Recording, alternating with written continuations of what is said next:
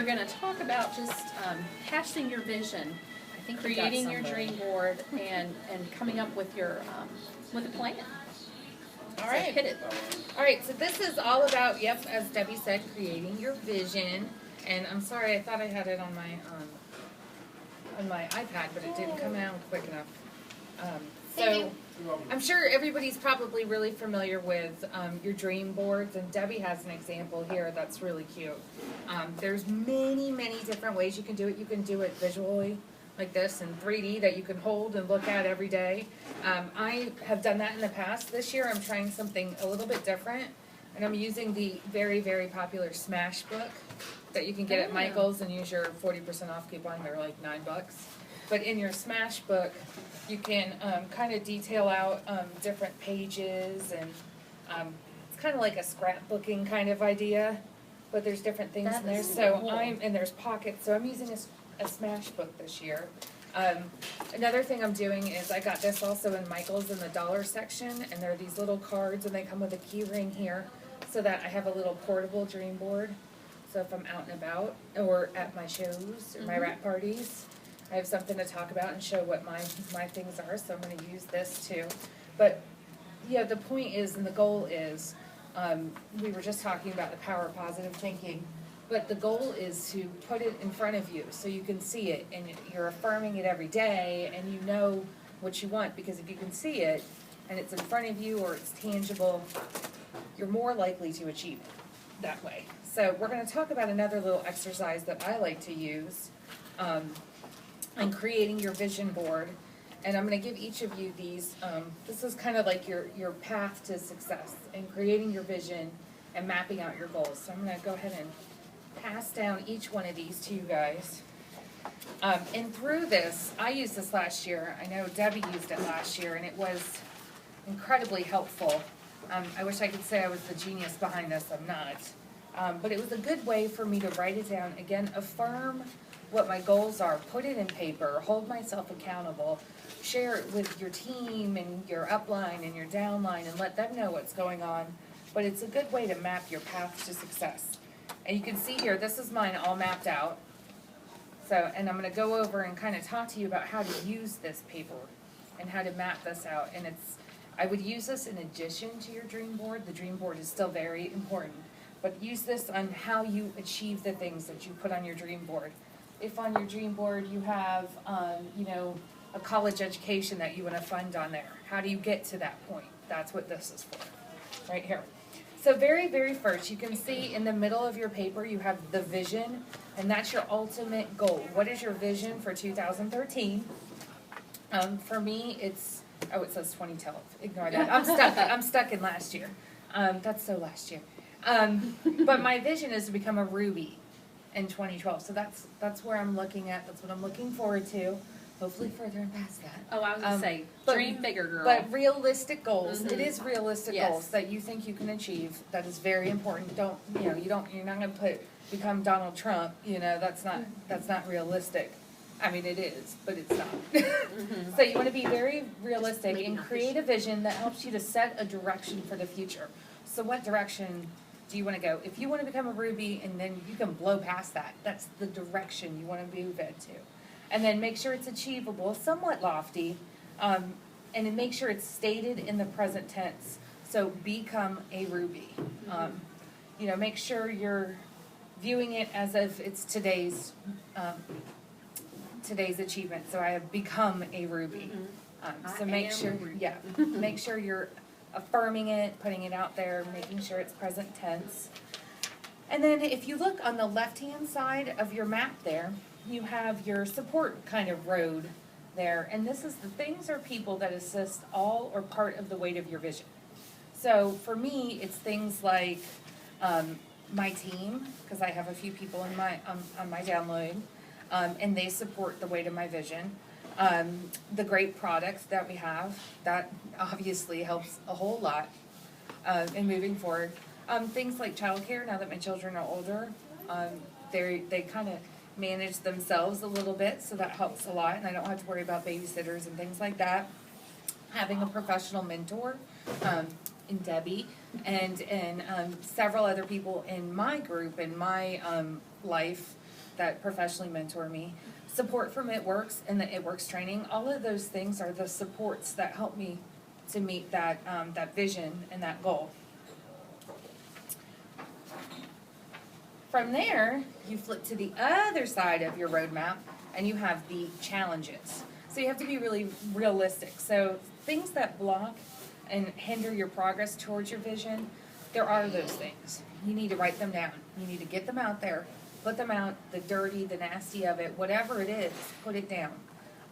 For me, it's things like lack of focus. My focus is here, there, and everywhere. So I have a crazy busy life. And so I need to make sure that I schedule myself to focus. Inconsistent, again, for the same reasons. I need to become as consistent. Having been in direct sales for many, many years, I know that's the key to success is consistency. Cash flow, obviously, it's blocking me now. If I remove that block by doing what I need to hit my vision, that's not going to be an issue anymore. Sometimes it's just moving to a new area. That was a big block for me a few years back. No help from family or maybe your support, you know, your significant other. Sometimes that can be a block too, and these are just a few ideas. Childcare for a lot of people can be a block. You know, just think of what's going to stop you and those negative thoughts, those negative things that kind of maybe will prohibit you from getting through to your vision or goal, those roadblocks. So you want to put them out there and knock them down. All right, next on our little handy dandy roadmap are values. And so values are important to this because you need to remember what it is that those things that are inherent to you that are going to still continue to assist you on this roadmap. So for me, it's to always be responsive to my team. That's kind of one of the things that are important to me. Authenticity, make sure I'm being authentic in how I'm portraying myself in my ItWorks business.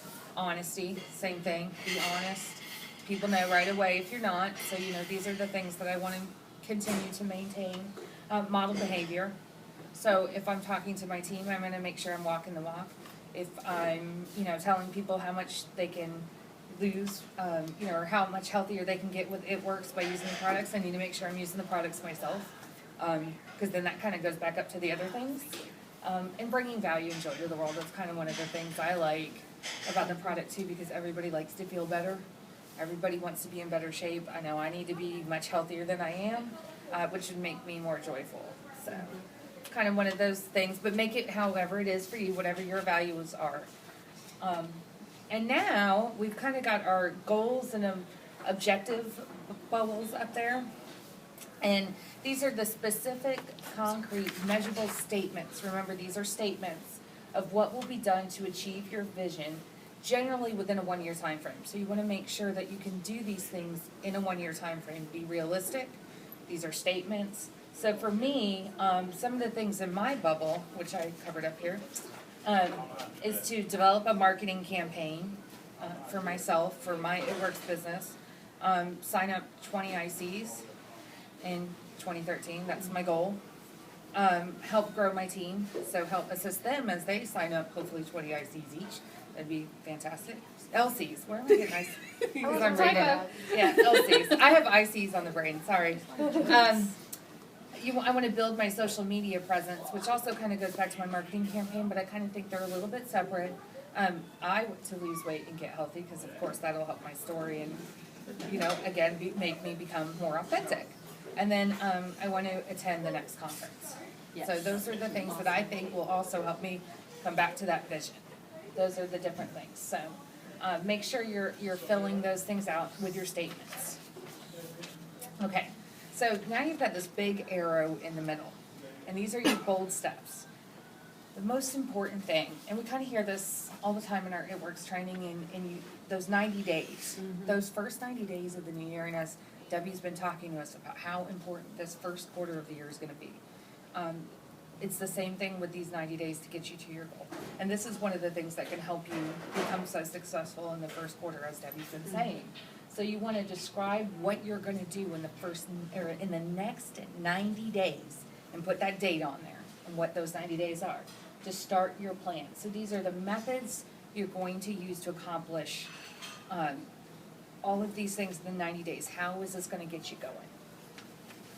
So, kind of for me, I've decided my 90-day plan, and this is just a few of the things, develop a marketing campaign. That's one of those things in the goals and the objectives. So I'm gonna set a schedule for my social media campaign.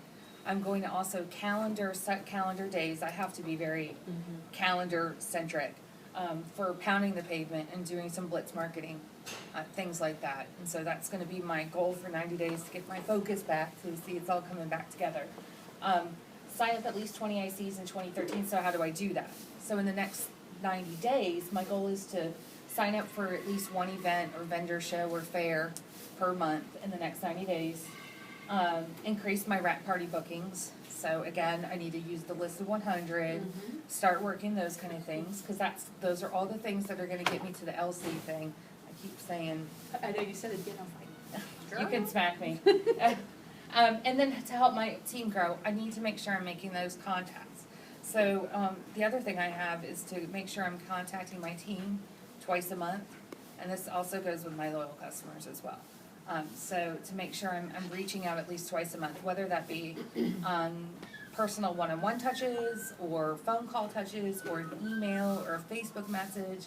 Make sure I'm doing that twice a month, and I built myself a tracking sheet for all of that so that I can keep up with that stuff. And again, I scheduled it on my calendar, so those are the kind of things that are on my little arrow there. So just a few thoughts on planning though. Make sure you're planning with people and not for people, and this goes with all of us sitting here right now. Those of us that aren't here attending, but are part of your downline and your upline, make sure you're planning with your families, make sure you're planning with your team. It's really important that you're all working together, and we're all working together, because you can't plan for your team if you're not planning with them. You can't plan for your life if you're not planning with your family. So bring everybody on board, make sure everybody knows what your 90-day plan is, what your goal, what your vision is. Keep it simple. Holy moly, if you make it difficult, it's gonna be too hard. That's why I like this little sheet, because it's pretty easy. Focus on the important priorities. Concentrate your resources to have the most impact. This is something that I think is really important. Make sure you're working on, just a couple of those things. That's why the 90-day arrow only has 5 things on it, because you can't have your focus everywhere.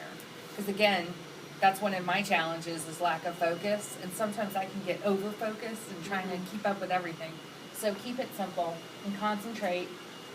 Doing a little bit of everything results in doing nothing well. So that kind of goes back to that same thing. So make sure you're concentrated, you're focused, and you have your goal and your plan written out so you know what you're doing. Be patient and be persistent. And an effective plan takes time to develop and shape and perfect. So sometimes we all, fall off the wagon a little bit. We're in the health and wellness business, so we understand that. So don't kick yourself if you fall off the wagon. It's okay. This is your plan and your vision, and you can come back to it at any time, even if you don't make it right away. All right, any questions about how we do it? No? Any questions about the sheet? I really encourage you to spend some time working through this and filling it in, because it did make a tremendous difference for me last year at this time when I sat down and looked at it. And it's helped me ever since then just to be able to organize my thoughts, because it is easy to see like 24 things that technically should be done in your business. And I really should be doing this, and oh, I'm not doing that, and I've let somebody down here, I've let somebody down there. So when you've spent some time sorting through all of that and figuring out which of all those dozens of tasks that are, haunting you, figure out which ones support your goal, like which ones are